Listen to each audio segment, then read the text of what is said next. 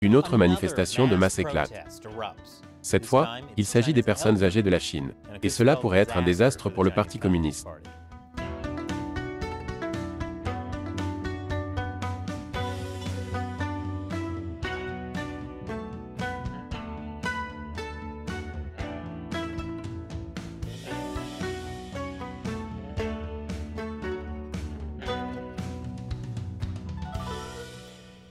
Bienvenue sur Chine non censurée, je suis Chris Chappell. La Chine a un problème majeur sur les bras. Ok, je devrais probablement être plus précis. C'est comme dire que Nick Cannon a un problème avec sa maman. Je dois être plus précis, chef. Le 8 février, plus de 10 000 retraités ont manifesté sous la pluie contre les récentes réformes du système de santé. Dans quelques minutes, j'expliquerai ce que sont ces réformes et pourquoi les gens les détestent tant. Mais d'abord, les protestations. Elles étaient énormes. De toute évidence, le Parti communiste savait comment gérer la situation. En envoyant la police. Parce que c'est sa réaction à tout. Leurs œufs sont un peu trop liquides, appelez la police. C'est une insubordination évidente. Cela peut sembler être une réaction excessive pour vous. Mais le Parti communiste chinois sait mieux. Je veux dire, avez-vous vu les personnes âgées en Chine? Je suis sûr que Maître Roshi reçoit des conseils d'entraînement de leur part. Ce ne sont pas vraiment des gens avec qui je voudrais être en conflit. Surtout parce que le Parti communiste sait que quand ces gens étaient plus jeunes, ils ressemblaient à ça. Oui, les années 60 étaient assez différentes en Chine. Beaucoup des personnes âgées d'aujourd'hui étaient les gardes rouges d'hier, parfaitement disposées à recourir à des actes de violence extrême contre leurs ennemis de classe. Donc, encore une fois, vous ne voulez vraiment pas être sur leur mauvais côté. S'ils peuvent se faire des nœuds, imaginez ce qu'ils vous feront. Il y a un risque très réel que ces dernières protestations sur la réforme des soins de santé fassent boule de neige. Après la première manifestation, une autre a eu lieu en début de semaine, avec des milliers de manifestants supplémentaires. Et plus de police. La population de la Chine vieillit rapidement. D'ici 2035, 400 millions de personnes en Chine devraient avoir plus de 60 ans, ce qui représente près d'un tiers de sa population. Même si seulement une fraction d'entre eux se rend à la manifestation, cela pourrait avoir d'énormes ramifications pour le parti. Pas seulement sur le plan politique. Si ces personnes âgées n'obtiennent pas leurs soins de santé, ils vont s'assurer que quiconque leur tombe sous la main aura besoin de soins de santé. Le fait que le Parti communiste puisse ou non fournir des soins médicaux à la population âgée croissante déterminera sa légitimité. C'est parce que lorsque le gouvernement se met en charge d'absolument toutes les facettes de la société, les gens s'attendent à ce que le gouvernement s'occupe de tout. Et devinez quoi? Le système de santé chinois a été géré de façon déplorable. Le système est à court d'argent.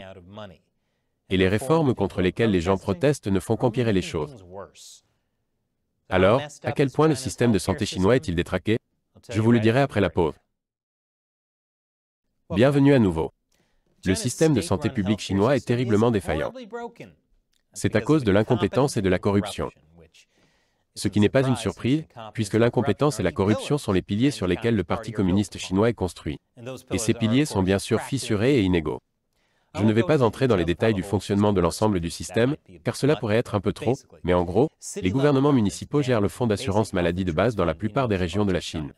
Certains sont gérés par les gouvernements des comtés, mais la principale chose à savoir est la suivante, la richesse d'une région détermine en grande partie la quantité d'argent qui se trouve dans ce fonds. Et comme je l'ai dit, il y a beaucoup de corruption. Les cadres supérieurs et retraités du PCC ont longtemps eu accès à des traitements médicaux généreux aux frais de l'État et sans avoir à payer d'assurance maladie de base. En d'autres termes, un petit groupe d'élite du parti utilisait la plupart des ressources de santé du pays. Comment ont-ils pu dépenser autant d'argent? Ont-ils eu recours à tant de chirurgie plastique qu'ils ressemblent maintenant au personnage de Bruce Campbell dans Los Angeles 2013? Puis est arrivé Covid, et les choses n'ont fait qu'empirer. Les entreprises chinoises ont été fermées pendant des années à cause de la politique stricte zéro Covid. Le parti a donc autorisé certaines entreprises à ne plus payer l'assurance maladie de leurs employés. C'est comme, désolé d'avoir ruiné votre entreprise. En guise de récompense, on va vous laisser berner les gens qui travaillent pour vous. En plus de cela, pendant les années zéro Covid, les gouvernements locaux et les entreprises pharmaceutiques ont transformé les fonds de l'assurance maladie publique en une sorte de tirelire personnelle pour payer les tests de masse et autres mesures de prévention et de contrôle des épidémies. Et peut-être même des opérations de chirurgie plastique plus sauvages. Le zéro Covid et les politiques gouvernementales ont également créé beaucoup de dettes pour les gouvernements locaux, et le parti a déclaré qu'il n'y aurait pas de renflouement. Après tout, ce n'est pas la faute du parti si celui-ci était incompétent et corrompu. Et si vous n'êtes pas d'accord, cela ressemble à de l'insubordination. L'impact sur le secteur de la santé a été énorme. Et en plus des problèmes qu'il affectait déjà. C'est pourquoi le parti a mis en œuvre les réformes des soins de santé. Ces réformes visent à remédier à plusieurs grands problèmes liés aux soins de santé existants. Premièrement, il était plus facile pour les gens de demander une assurance pour un traitement hospitalier, plutôt que pour des services ambulatoires. Cela signifie que les gens préfèrent aller à l'hôpital, même lorsque le problème n'est pas si grave. Un ongle incarné? Mieux vaut libérer de l'espace dans l'unité de soins intensifs, papa chaud devant. Cela a mis à rude épreuve les ressources hospitalières, surtout pendant le Covid. Deuxièmement, il y avait aussi des cas où les hôpitaux et les patients collaboraient pour ponctionner les fonds d'assurance avec de fausses maladies et de faux traitements. C'est ce qui arrive dans les systèmes communistes qui favorisent la corruption. Qui vous a appris à être si corrompu? Vous, d'accord? Je l'ai appris en vous regardant. Un troisième problème était que les hôpitaux refusaient des patients s'ils ne pouvaient pas obtenir beaucoup d'argent de leur fonds d'assurance personnelle. Parce qu'ils essaient de faire des affaires ici. À quoi ça ressemble? Une sorte d'hôpital? Et quatrièmement, si un membre de votre famille avait besoin de soins médicaux, vous ne pouviez pas utiliser vos fonds personnels pour payer son traitement. Cela a donné lieu à de nombreux cas de fraude, car les gens ont imaginé toutes sortes de stratagèmes pour accéder aux fonds du compte personnel, afin de payer les frais médicaux de leurs proches. Fraude pour avoir utilisé son propre argent. Bienvenue au communisme, les amis. Les réformes des soins de santé du parti ont tenté de résoudre plusieurs de ces problèmes. Les gens peuvent désormais utiliser leurs fonds personnels pour payer les frais médicaux des membres de leur famille. Le remboursement des services ambulatoires a augmenté, ce qui, en théorie, aurait dû réduire les hospitalisations. Mais comme la plupart des interventions de l'État communiste, les réformes ont également créé une tonne de nouveaux problèmes. En effet, pour financer les réformes, le parti a également dû réduire les prestations.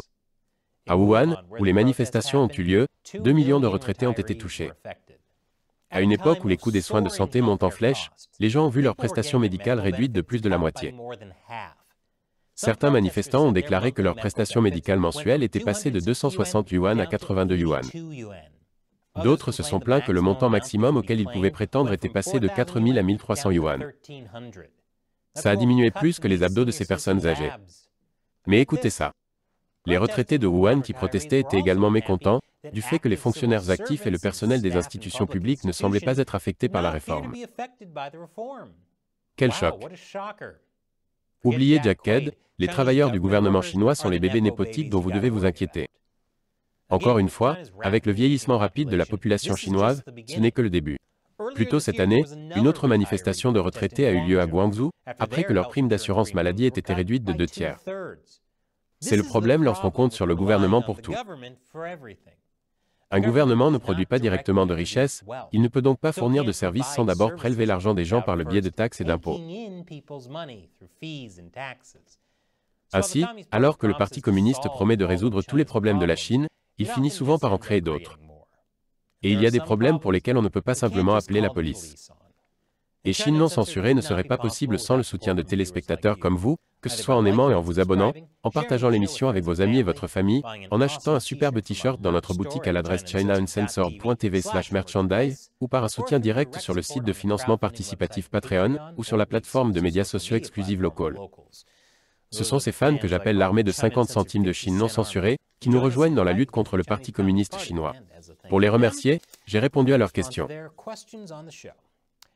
Belen 666 demande sur Local. Pourquoi est-ce que je reçois toujours des notifications des heures après la sortie des vidéos?